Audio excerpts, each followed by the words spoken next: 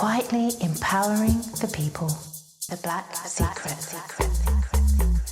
In the realm of economics, the Songhai Empire was a place that had banks. It was a place that had stock exchanges.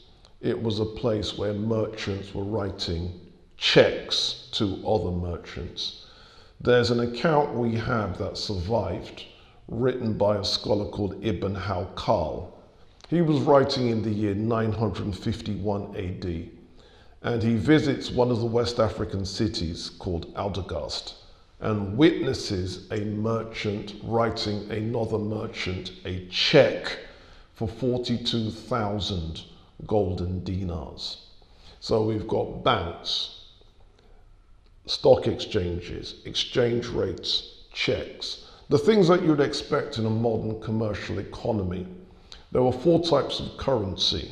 People were paid in gold coins, cowrie shells, and in iron. And iron was sold as a pound of iron, half a pound, a quarter. And the result then, with these types of currencies, you then have to have an exchange rate to connect the 4 different types of currencies.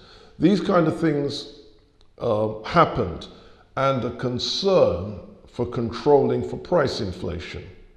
That appears in the documentation. That's why the royals like to keep control over the supply of gold. If gold was released too plentifully into the market, it would cause price inflation.